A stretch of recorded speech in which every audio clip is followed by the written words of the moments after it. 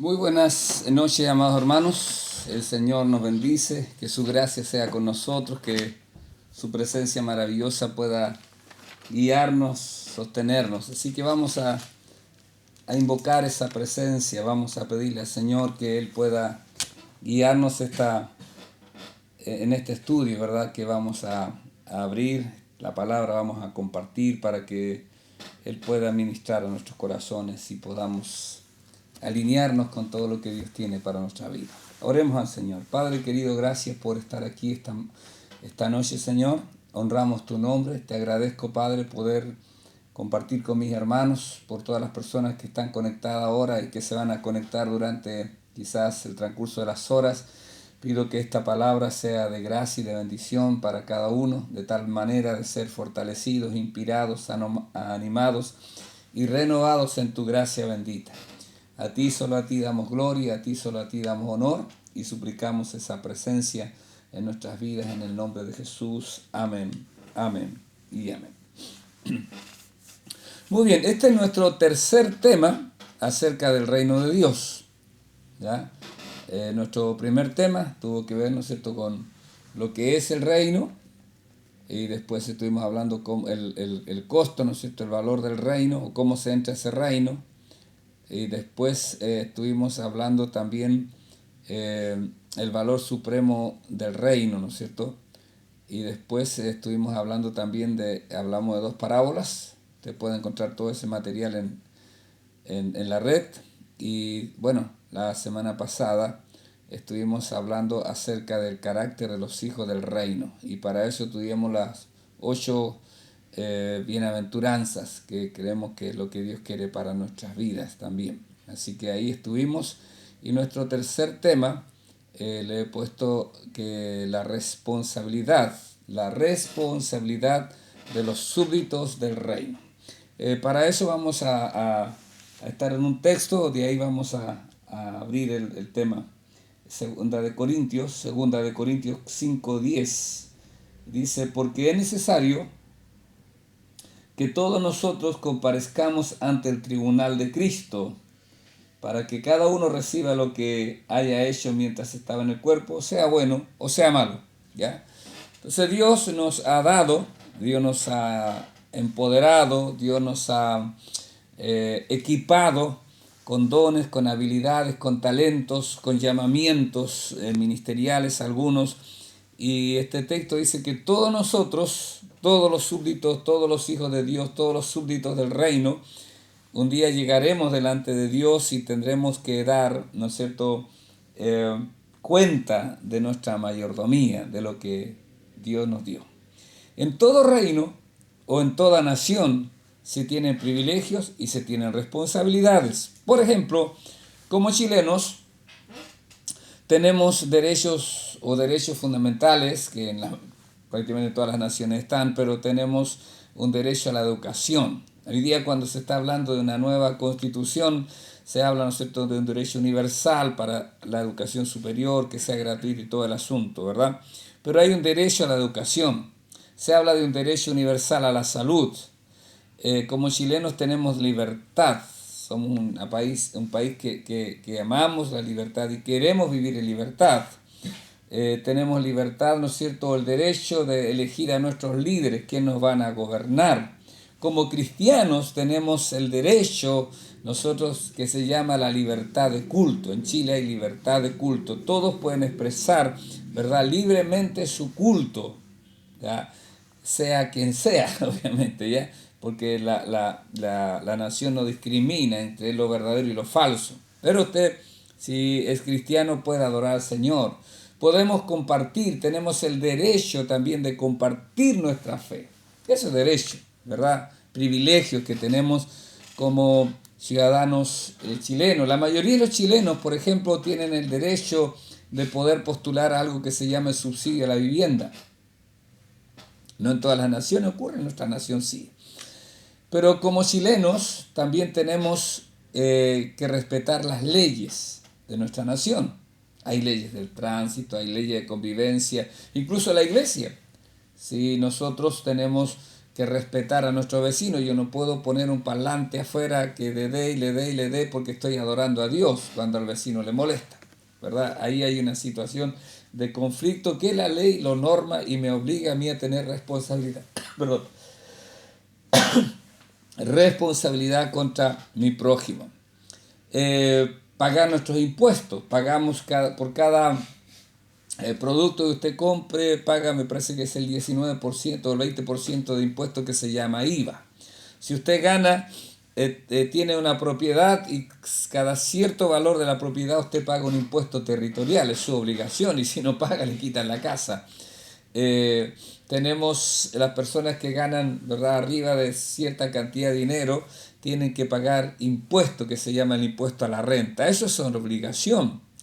Y si la nación lo requiere, ¿verdad? Hoy día antes era obligatorio a todos, eran pocos los que se eximían, pero hoy día está más flexible el tema, pero también muchos de nuestros jóvenes tienen que acceder a hacer el servicio militar por un año. Eso es porque el reino de Chile o la nación de Chile nos da privilegios y tiene responsabilidades. Ahora, debemos preguntarnos nosotros, si yo voy a dar cuenta cuáles son mis responsabilidades como súbdito del reino de Dios. Aquí en 2 Corintios capítulo 5, verso 20 va a decir algo muy interesante, porque Pablo dice: así que somos embajadores en nombre de Cristo, como si Dios rogase por medio de nosotros, os rogamos en nombre de Cristo, reconciliados con Dios. ¿Ya? Si uno ve el 17, dice que todos somos nueva criatura en Cristo y está dentro de ese contexto de nacer de nuevo, de ser transformado. Y cuando usted es transformado, usted entra, se arrepintió, entra al reino, ¿verdad? Pero usted no se va donde está el rey, usted no se va al cielo inmediatamente. ¿Por qué? Porque Dios nos dejó aquí con un propósito. Y el propósito es ser transformados para ser buenos ciudadanos del reino, pero representar el reino en medio de la tiniebla.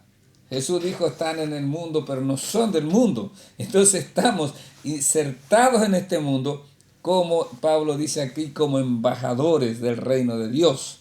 Y un embajador tiene la responsabilidad o la obligación de representar bien a su nación, a su reino. Entonces Jesús dice que hay que tener mucho cuidado cuando podemos ser causa de tropiezo para que otros no crean. En cierta manera, o en cierta forma, cada hogar cristiano debería ser una embajada, ¿ya? Un lugar donde se respire el reino, donde se viva diferente a este mundo y se viva conforme a las pautas y la norma del cielo.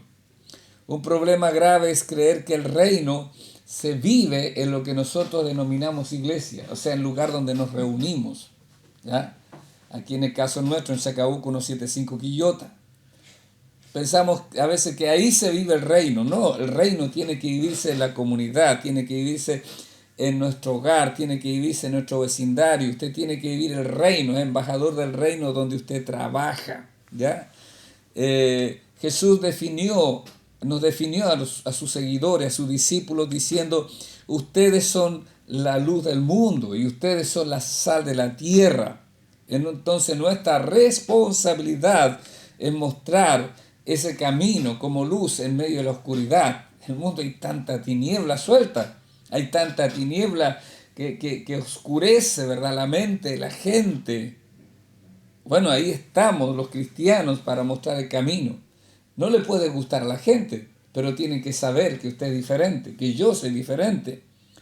Y debemos dar sabor a la vida, mostrándonos también diferente a los demás.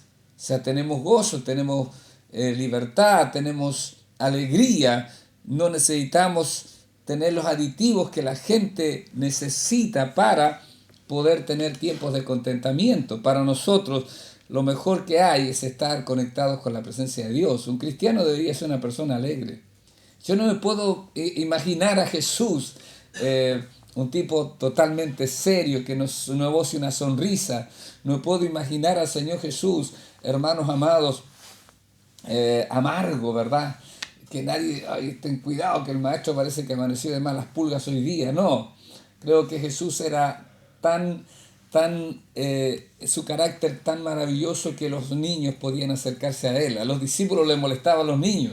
Y Jesús dice, no, dejen a los niños que vengan a mí, porque de los tales es el reino de Dios. Jesús era en esta humanidad que él vivió, ¿verdad? El Dios encarnado.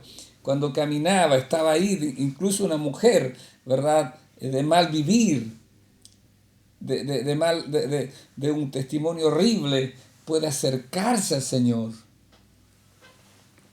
O sea, se sienten cómodos, los pecadores se sentían cómodos donde estaba Jesús. Los que se sentían incómodos eran los religiosos, pero la gente común se sentía bien con el Señor, con el Maestro. La gente debería sentirse bien con nosotros, sentir que el pecado está mal y sentirse, ¿cómo se dice?, convencido de su pecado, gloria a Dios, pero que no digan ese tipo o esa mujer es insoportable su forma de ser. Somos embajadores del reino, embajadores. Vivimos diferente, pero estamos dentro de este mundo. ¿Qué otra cosa tengo que vivir con mi responsabilidad? Mi responsabilidad también como ciudadano del reino, yo tengo que relacionarme bien con los otros súbditos, ¿ya? Ese nexo se llama amor. Es mi obligación amar a mi hermano. Jesús lo dice claramente cuando lo explica aquí en Juan capítulo 13. Recordemos que 13, 14 y en adelante del Evangelio de Juan está centrado en los cercanos. No es la multitud la que escucha esta palabra. Son los cercanos, son los 12, son las mujeres que están ahí. Ellos escuchan esta palabra cuando Jesús les declara esto. Un mandamiento nuevo os doy, que os améis unos a otros como yo os he amado, que también os améis unos a otros. En esto conocerán todos que sois mis discípulos, si tuviereis amor los unos con los otros. Entonces, mi relación, hermano, mi acción, ¿no es cierto?, mi forma de relacionarme con los otros súbditos del reino tiene que ser el amor. En la iglesia del Señor tiene que manifestarse el amor de Dios. Usted tiene que manifestar ese amor. Pablo dice en el libro de Romanos, capítulo 5, creo que es el verso 5, cuando dice que la esperanza no avergüenza, porque el amor de Dios ha sido derramado en nuestros corazones por el Espíritu Santo que nos fue dado. O sea, mayor nivel de unción, mayor nivel de presencia, mayor gloria de Dios en alguien, mayor capacidad de amor tiene que haber. Mayor, porque el Espíritu Santo nos invade, nos llena, y cuando el Espíritu Santo nos invade, nos llena, tenemos que manifestar ese amor a nuestro prójimo, especialmente a nuestro hermano. Primera de Juan, el mismo apóstol, este apóstol que fue transformado y fue cambiado, ¿verdad? Este hombre que en un momento estando con Jesús en la imperfección, él decía que quieres que despidamos y descienda fuego del cielo y consuma a los samaritanos, y Jesús le dice, ustedes no saben de qué espíritu son, pero después, ¿verdad?, llegado, siendo llenos y a través del tiempo, él pudo entender y encarnar esta verdad, de tal manera que él escribe en 1 Juan capítulo 4, verso 20, dice, si alguno dice, yo amo a Dios y aborrece a su hermano, es mentiroso, pues el que no ama a su hermano a quien ha visto, ¿cómo puede amar a Dios a quien no ha visto? Eso dice el apóstol Juan, ¿verdad? Porque el amor, hermanos, debe ser una marca distintiva de los cristianos, de los hijos de Dios. Nosotros no podemos tener odio en nuestro corazón. No aborrecemos nuestro corazón, aborrecemos la maldad, el pecado, lo que Dios aborrece, lo aborrecemos nosotros. Pero Dios ama a mi hermano, entonces debo amar a mi hermano. Es que yo no puedo, usted no puede, pero Dios a través suyo sí. Esa es la gracia. El cristianismo tiene que ver con lo que Dios hace a través nuestro, con lo que Dios produce en nosotros, en la obra sobrenatural del Espíritu Santo. A veces pensamos que la obra del Espíritu Santo solamente tiene que ver con milagros, con sanidades, con obras así tan potentes, Dios mío, a nuestro entender, a nuestros ojos. Pero la obra del Espíritu es la renovación, es la creación de un nuevo hombre, una nueva mujer.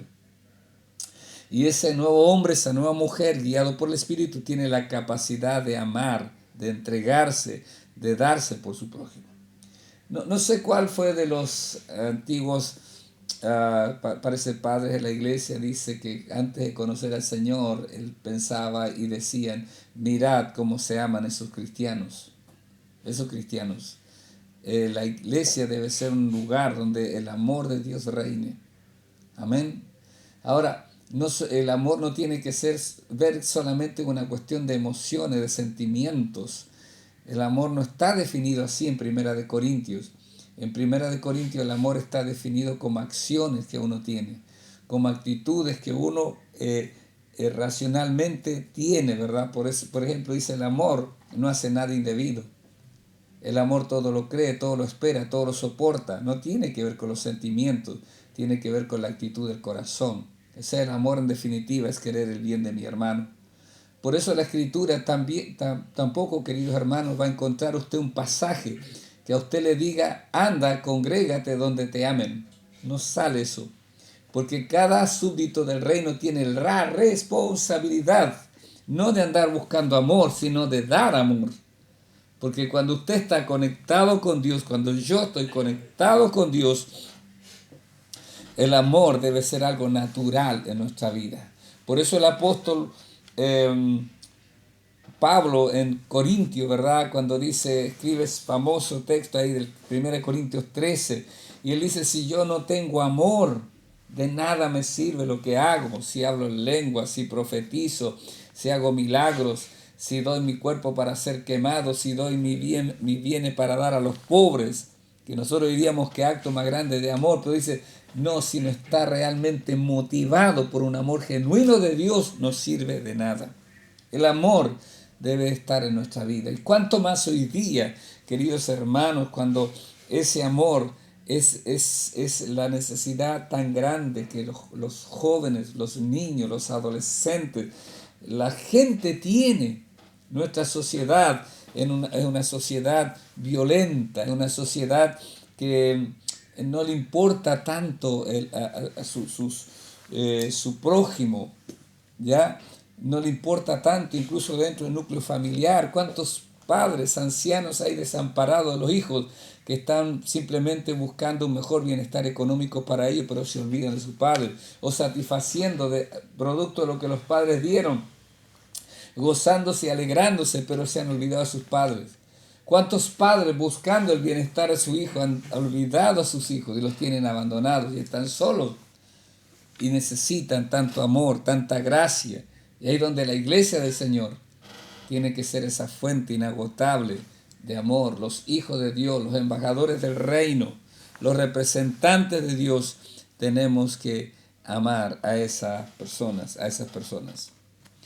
después tengo otra responsabilidad que creo que tenemos los cristianos, y está en el libro de Mateo capítulo 28, también obviamente sale en Marcos, ¿ya? Pero el 28 siempre nos ha caracterizado ver este texto a nosotros como iglesia. Otros se inspiran más en Marcos, pero nosotros siempre tenemos este texto abierto.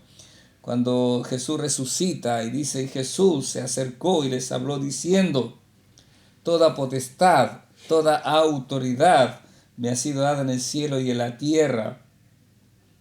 Por tanto, id y haced discípulos a todas las naciones, bautizándolos en el nombre del Padre y del Hijo y del Espíritu Santo, enseñándoles que guarden todas las cosas que os he mandado. Y aquí yo estoy con ustedes todos los días hasta el fin. Y hay otro texto que quiero compartirle también, que está en el libro de Hebreos, capítulo 12, el verso 28, Hebreos 12, 28.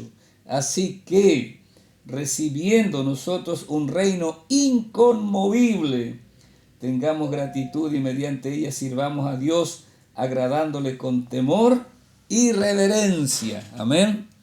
Habiendo recibido un reino inconmovible, sirvamos a Dios con temor y reverencia. Dios ha confiado en nosotros y nos ha confiado su reino.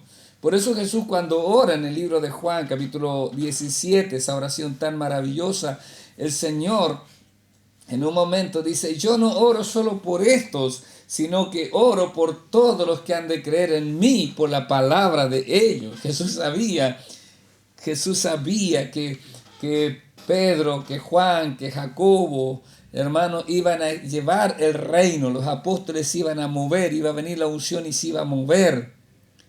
E iba a continuar este mensaje del reino, ¿verdad? Llegando a las vidas, a los corazones. Pero cada persona que recibe el mensaje, cada persona que recibe el reino, que está en el reino de Dios, porque ha hecho de Dios su Señor, su Rey, entonces, hermanos amados, se convierte en ese hombre, en esa mujer que tiene la responsabilidad de expandir el reino. Y para eso usted no necesita ir a un seminario, usted no necesita ir a años de instituto, no, usted necesita una experiencia real con Jesús. Por eso el Señor, cuando libera al endemoniado gadareno, ¿verdad? El Señor, el ex endemoniado, le dice, yo quiero seguirte, yo quiero ir contigo. Cuando lo bañan, cuando le ponen ropa, él quiere seguir a Jesús. Pero Jesús le dice, no vengas conmigo, yo quiero que vayas y le cuentes a los tuyos cuán grandes cosas ha hecho Dios contigo. O sea, la boca de un hombre que entra al reino tiene que publicar la grandeza de ese reino. Hay otro texto en el libro de Juan cuando Jesús sana al ciego, ¿verdad? Y hay una revuelta ahí porque dicen que lo sanó en día sábado y es un pecador Jesús. Y lo toman los religiosos y le dicen, bueno, da gloria a Dios. ¿Quién te sanó? Que es un pecador. Y él dice, yo no tengo idea si es pecador o no es pecador. Yo sé una cosa, que yo era ciego, pero yo ahora veo. Aleluya. Eso es. Yo era de una forma y ahora soy de otra. Eso tiene poder para hablar a la gente, para compartirle a la gente, para decirle. ¿Se acuerda de la mujer samaritana? También. Oye, yo he encontrado a uno que me dijo todo lo que yo era, lo que yo he vivido. Vengan. Y viene la multitud a escuchar al Señor. Obviamente que después dice, ya no creemos por lo que tú nos dijiste solamente, sino por lo que hemos oído de Él. Y la gente creyó. Y la gente se entregó al Señor. Hermanos, el reino tiene que avanzar. El reino tiene que moverse. Satanás ha levantado en este tiempo, hermanos, si hablo en términos de guerra, artillerías poderosas, armas poderosas, está contagiando a la humanidad, está contagiando al mundo, a nuestros niños los persigue, a nuestros adolescentes los persigue, con todos estos temas, como se dice por ahí, que los están ideologizando, ¿no es cierto?, poniendo ideología en sus corazones. Ahí está el infierno trabajando en las escuelas, está trabajando a través de los medios de comunicación. Y muchos cristianos estamos simplemente encerrados, adorando, haciendo cosas lindas, sintiéndonos bien. Pero hay una responsabilidad, y la responsabilidad es expandir el reino. Es expandir el reino. Y la iglesia tiene que avanzar. Jesús dijo ahí en el libro de Mateo capítulo 16, verso 18, Jesús dice lo siguiente, y yo también te digo que tú eres Pedro, y sobre esta roca edificaré mi iglesia y las puertas del Hades no prevalecerán contra ella. Amén. Edificaré mi iglesia, tú eres Pedro sobre esta roca, sobre la declaración de Pedro, lo que creemos, que Jesús es el Mesías, el ungido, el Hijo de Dios, el Hijo del Altísimo. Esa es la roca de sustentación que tenemos, no es un hombre, es Jesús. Edificaré mi iglesia y las puertas del Hades no prevalecerán contra ella. O sea que la iglesia tiene que ir a las puertas mismas del infierno, a las puertas mismas de la muerte. Tanta gente muriéndose, hermanos, en vicios, en maldad, en tiniebla, en oscuridad, son candidatos al infierno. Pero la iglesia tiene que ir y las puertas de la muerte no pueden prevalecer contra la iglesia. La iglesia tiene responsabilidad. Usted tiene responsabilidad. Yo tengo responsabilidad y un día voy a dar cuenta. Ser ciudadano del reino es lo más lindo que nos puede suceder, pero conlleva responsabilidad. ¿Qué otra responsabilidad tengo? Tengo la responsabilidad de usar y multiplicar los recursos que se nos han dado como súbditos del reino. Amén. Todo hombre, toda mujer del reino de Dios tiene talentos, tiene habilidades que Dios le dio, tiene dones, tiene recursos, algunos más que otros, tiene recursos económicos. Hay diferentes llamamientos y diferentes capacidades que Dios tiene para cada uno. Pero fíjese lo que dice el libro de Mateo capítulo 25. Mateo 25, el verso 14 al 29. Porque el reino de los cielos es como un hombre que yéndose lejos llamó a sus siervos y le entregó sus bienes. A uno dio 5 talentos y a otro dio 2 y a otro 1. A cada uno conforme a su capacidad. Y luego se fue lejos. Y el que había recibido 5 talentos fue y negoció con ellos y ganó otros 5 talentos. Asimismo el que había recibido 2 ganó también otros 2. Pero el que había recibido 1 fue y cavó en la tierra y escondió el dinero de su señor. Después de mucho tiempo vino el señor de aquellos siervos y arregló cuenta con ellos. Y llegando al que había recibido 5 talentos, trajo otros 5 talentos diciendo: Señor, 5 talentos me entregaste, aquí tienes, he ganado otros 5 talentos sobre ellos. Y su señor le dijo: Bien, buen siervo y fiel, sobre poco has sido fiel, sobre mucho te pondré, entra en el gozo de tu señor. Llegando también el que había recibido 2 talentos, dijo: Señor, 2 talentos me entregaste, aquí tienes, he ganado otros 2 talentos sobre ellos. Su señor le dijo: Bien, buen siervo y fiel, sobre poco has sido fiel, sobre mucho te pondré, entra en el gozo de tu señor. Pero llegando también el que había recibido 1 talento, dijo: Señor, te conocía que eres hombre duro, que ciegas donde no sembraste y recoges donde no esparciste, por lo cual tuve miedo y fui y escondí tu talento en la tierra. Aquí tienes lo que es tuyo. Respondiendo su señor le dijo: Siervo malo y negligente, sabías que ciego donde no sembré y que recojo donde no esparcí, por tanto debías haber dado mi dinero a los banqueros, y al venir yo hubiera recibido lo que es mío con los intereses. Quitadle pues el talento y dadlo al que tiene 10 talentos, porque al que tiene le será dado y tendrá más, y al que no tiene, aún lo que tiene le será quitado. Y al siervo inútil echarle las tinieblas de afuera, allí será el lloro y el crujir de dientes. Dios bendiga esta palabra también en nuestros corazones. Amén. Hermanos amados, todos nosotros tenemos talentos y habilidades. Dios nos ha capacitado, tal como estos siervos. Es interesante pensar que ninguno de estos siervos, el amo, el dueño, no tenía ni una responsabilidad de darle. Dios no tenía ninguna responsabilidad de darnos a nosotros, pero nos da el privilegio de ser participantes de este reino y nos capacita con habilidades, con talentos, como dije, dones que Dios nos ha dado, llamamientos, pone recursos en sus manos, pero con un propósito, que nosotros multipliquemos esos talentos y esas habilidades. Ahora, los talentos y las habilidades se multiplican cuando yo trabajo, cuando yo me ejercito, cuando yo me muevo. Pablo dice en segunda de de Timoteo, dice que si alguno se limpia de estas cosas será un instrumento útil en la casa de Dios. Porque claro, alguien puede decir: yo tengo un talento y vivo como si fuera del mundo y quiero vivir, trabajar como en el reino. No puede.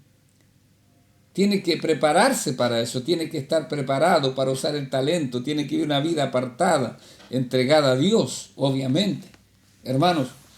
Pero lo que es claro del texto es que 2 hombres multiplicaron sus talentos y reciben las felicitaciones de su amo. Pero uno dice: yo escondí el talento. ¿Y cuál motivo tengo para esconder el talento? Es que yo pienso que tú eres un hombre malo, que tú eres un señor que cosecha donde tú no sembraste, que recoge donde no esparciste. Eres injusto. Entonces escondí este talento, aquí está, míralo, lleno de tierra, lleno quizás de óxido, pero aquí está la moneda que me diste. Hermanos, cuando alguien no conoce a Dios, cuando alguien no conoce al Señor, puede tener este concepto de Dios. Pero los que conocemos a Dios, sabemos que Dios es misericordioso y clemente. Y todo lo que Dios me ha dado, todo lo que Dios me ha entregado, solo se llama gracia. Se llama gracia. Y por la gracia de Dios, dice Pablo, soy lo que soy. Porque yo era un perseguidor de la iglesia. Por la gracia de Dios soy lo que soy. Yo no merezco estar delante de usted. Yo no merezco estarle compartiendo la escritura. Yo no merezco estar en el ministerio pastoral. No es mérito, es gracia.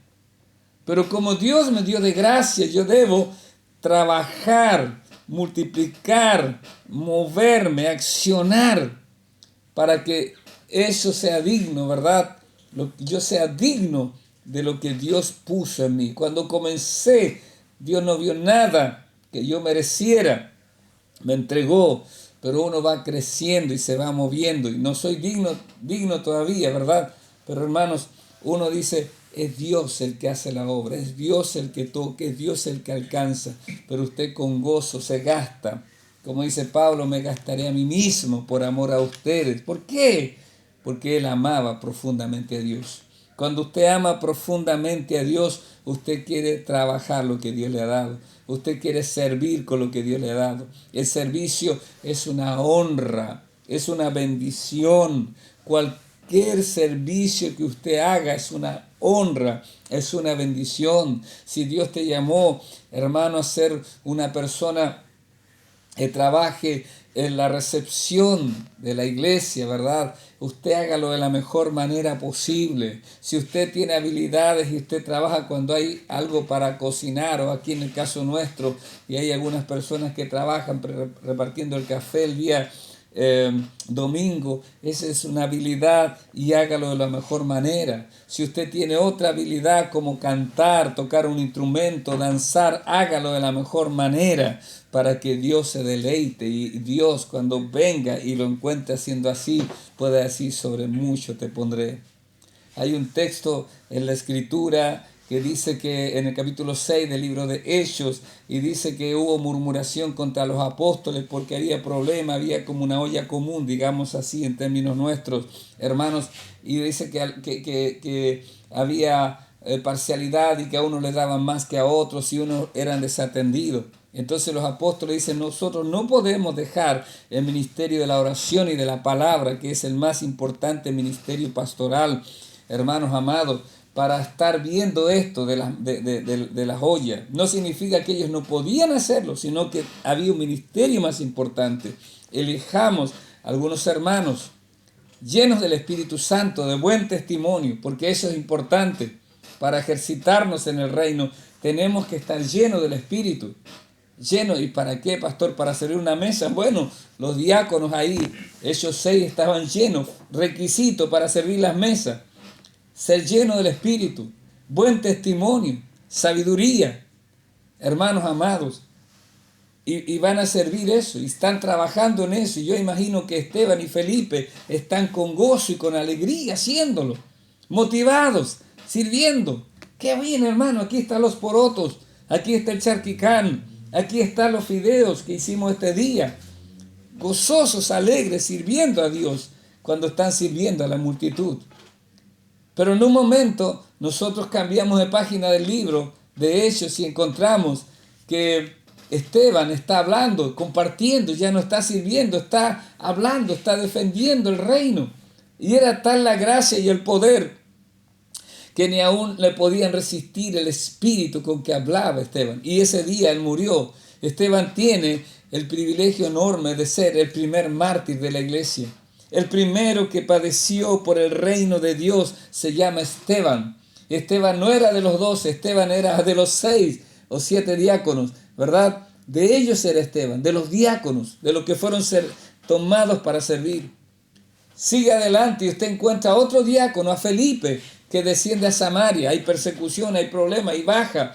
Pero en Samaria él no se va a las ollas. En Samaria él toma el pan de vida y empieza a predicar la palabra, empieza a hablar la palabra y Dios lo respalda y el evangelista se levanta y fluye el evangelista y viene la unción y empiezan a haber obras extraordinarias y la gente es conmovida de tal forma que la noticia llega a Jerusalén y envían a Pedro. Y Pedro ve la gracia de Dios, como hay milagros, como hay obras poderosas a través, ¿no es cierto?, de este diácono llamado Felipe. Hermanos, hay en el reino, cuando hay gente responsable, cuando hay gente que fluye, hermano, con gozo y con alegría sirviendo a Dios, esa gente, queridos hermanos, te recibe promociones.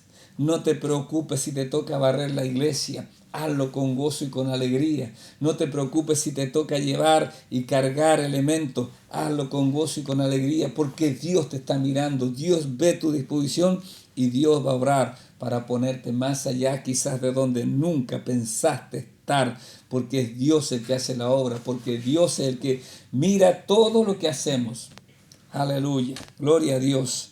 Todo reino, todo súbdito del reino. Entonces terminamos hoy día diciendo, como leímos el primer texto, hermanos amados, en 2 Corintios 5:10, todo súbdito del reino dará cuenta de su mayordomía un día. Un día usted estará en la eternidad, yo también estaré en la eternidad, y Dios me preguntará, ¿qué hiciste? ¿Qué hiciste con lo que yo puse en tus manos? ¿Qué hiciste con los recursos que yo puse? Con los dones y habilidades que yo puse. ¿Qué hiciste? Porque es necesario que todos nosotros comparezcamos ante el tribunal de Cristo para que cada uno reciba según lo que haya hecho mientras estaba en el cuerpo, en esta vida, sea bueno o sea malo. Todos, entonces, compareceremos ante el tribunal del Señor, ¿verdad? No para vida o para muerte, porque somos salvos, ¿verdad? Llegaremos a la eternidad en salvación, pero abrirá el libro de las obras, ¿no es cierto?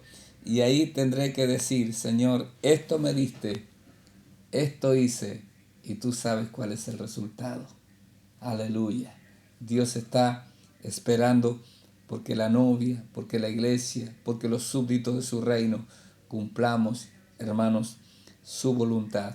Y su voluntad es que el reino inconmovible que Él ha puesto en manos movibles como usted siga avanzando. En medio de tanta oscuridad, en medio de tanta tiniebla, yo le digo, Señor, el infierno está usando todas sus armas, pero yo espero, Señor, que usted también levante la suya y que usted derrame un poder tan grande, pero no lo va a derramar sobre edificios, no lo va a derramar, hermanos, sobre instrumentos materiales. El instrumento especial de Dios se llama hombre, se llama mujer, se llama súbdito del reino. Así que le invito que usted le diga a Dios, aquí está mi corazón para servirte. Amén. Padre querido, gracias por poder compartir esta palabra con mis hermanos. Honramos tu nombre, te agradecemos todo lo que tú nos das, todo lo que tú nos entregas y suplicamos aún más tu presencia, tu poder, tu unción maravillosa, Padre, para poder avanzar y poder caminar. Entender que tenemos un enorme privilegio, somos embajadores en nombre de Cristo. Como si Dios rogase por medio de nosotros, os rogamos en nombre de Cristo reconciliados con Dios. Y si hubiera alguien que está escuchando esto, viendo este mensaje y no tiene Jesús en su corazón, no sabe de qué reino es, yo te invito a que vengas al reino de Dios. Porque el reino de Dios es el mejor reino. Es el mejor rey. Ese rey ya dio su vida por ti. No está esperando otra cosa, sino que creas en Él y aceptes su amor tan grande y tan maravilloso. Te invito a que cambies. Y cuando cambies de reino, verás esa gloria de Dios y podrás ser un instrumento en la mano de Dios, entregado para honrar y glorificar el nombre del Señor. El mundo necesita la manifestación de los hijos de Dios y queremos ser esos hijos manifestados por la gracia, la bondad y la misericordia de Dios. Un abrazo grande, Dios les bendiga a cada uno de ustedes y próximo miércoles estamos ahí con el siguiente tema de estos 4 temas del reino. Bendiciones.